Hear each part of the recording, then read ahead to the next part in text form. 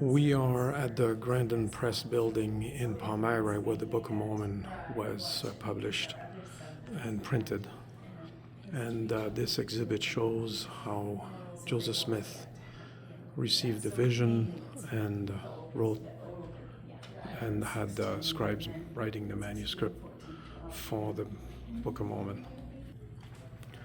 This is the type of paper, this is a copy of the original writing. It's much larger than we expected. The paper was about 16 inches high by 13 inches wide. This is a copy of the unauthorized, there was somebody who, Abner Cole, he was using the press at the same time, and he took some of the pages of the Book of Mormon and printed them without authorization in his paper. And you can see this is First Nephi, and this was his newspaper, The Reflector.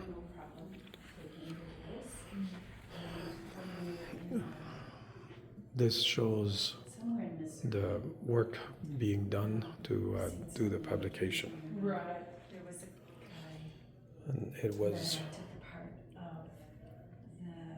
the copyright. They get the testimony of the witnesses.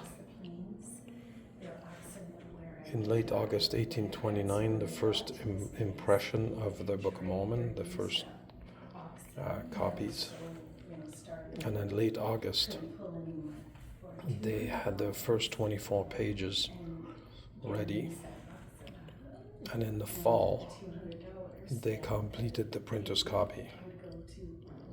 And then in March 26, 1830, this is the ad that they put in their own paper saying that the Book of Mormon was ready to be purchased.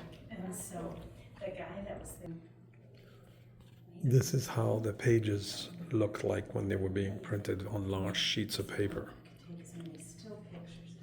This is the actual printing press area. This is original. The floor is original. Most of this building is original. This is where the printing type would have been, and then you can see the paper on the shelves there. They would have used this type of press. I'm not sure if it's this exact one, but it was one like this that they used. The wooden one over there is an older type of press. It would have taken much too long to do the Book of Mormon. So in this instance, they can determine that the Lord had prepared the way for the Book of Mormon to be printed, because this type of press had only come here because of the Erie Canal. It wasn't transportable over land. So it was transported over the canal, and they had just received it. It was the latest and greatest type of printing press. And printing 5,000 copies was a very large job, extremely large job in those days. And it took them a very long time. And so they were, without this type of equipment, it would not have been doable. This shows the size of the pages. You can see it as compared to the size of a page of the book today. So this is the paper that they printed on. And this shows you, if it wasn't done properly, the poor quality that you would get in the ink, as opposed to somebody who knew what they were doing and would do the inking properly. And so they had people that were extremely skilled, and that just happened to be working here at the time. What a coincidence. Now this is the next floor down. This is the binding area. So they showed us how they would fold the pages of the Book of Mormon. They give us our own copy of those pages to fold. Then you would put it in this press, and it would press the pages together, otherwise the book was too thick. This is an unpressed book. It's very thick.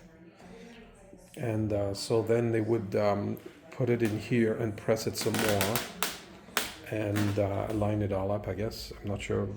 They use this press also. And then originally they would put holes in the pages. And you can see little holes there. And there was each sheet, big sheet, would do 16 pages.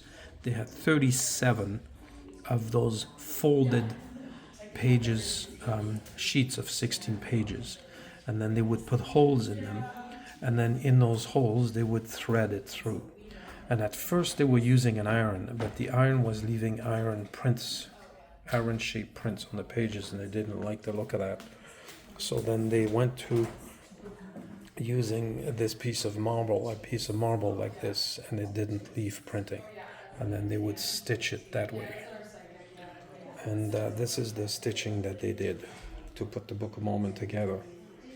And then this is a book with this stitching in. And then what they would do is then they would cut the three sides that weren't stitched in this machine that cuts the paper. They would then put the leather on it. The leather, you had a piece of cardboard that put inside the leather, and they would fold the leather over, and then they would glue the leather onto the spine of the back of the pages. And then they would take a sheet of paper and glue it over the leather, because the leather would look like this once you were done, right?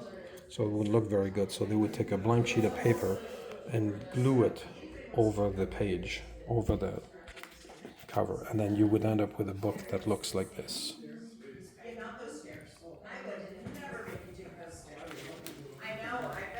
From there, they would go over here and put a piece of black leather on the back, and then they would stencil the gold leaf on it to put the name on it. Now, at first they did it letter by letter, so B-O-O-K, and did it by hand, and so the letters didn't line up very well. And then they made one tool that was like a press, like a printing tool that had Book of Mormon written on it, and they used that to stencil together, to stencil. So then the writing was straighter. Now this is an absolute original Book of Mormon. It is one of the first 100 copies, and we know that by the fact that the letters here don't line up very well, because they were done by hand. They were done before that stencil was put together, and they had the Book of Mormon name in one set.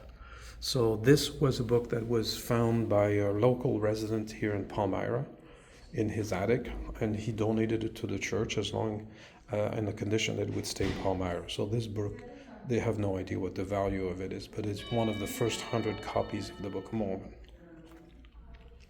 In this room are paintings that are often found in Books of Mormon. This one is not the original, but it is a copy. But this one, along with some of the other paintings in this building, are the actual original of these paintings. There are two originals of this painting. One of them is in the conference center, but this one is one of the originals. And then these ones here are the actual original paintings too, that are found in the Book of Mormon. Now this is another original Book of Mormon. I don't think it's one of the first 100, but if you pay attention to the pages, you will see the iron mark. So it was done before they started using the piece of marble to keep the pages flatter and more even. So they have two original copies of the Book of Mormon in this building. This is the first floor area of the printing shop. It was actually a bookstore. You can see that the floors are original. And quite a bit of this building is original, as I mentioned before. And this is what books would have looked like at the time. Books weren't leather bound at the time. In most cases, they were paper bound. That's why they were all white. So that's where paperback comes from. They were actually paper. And then this would have been the printer's office where Joseph Smith met with him to discuss printing the Book of Mormon, and the printer thought Joseph was absolutely nuts to ask for 5,000 copies. He figured 3,000 was tons, but he didn't have the vision that Joseph Smith had for the Book of Mormon.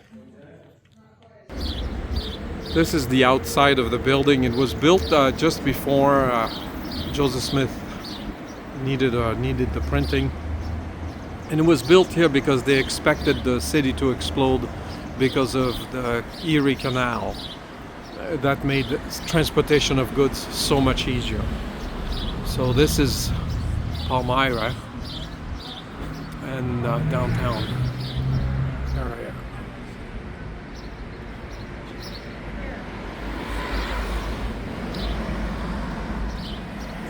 I'll do another video of some of the areas.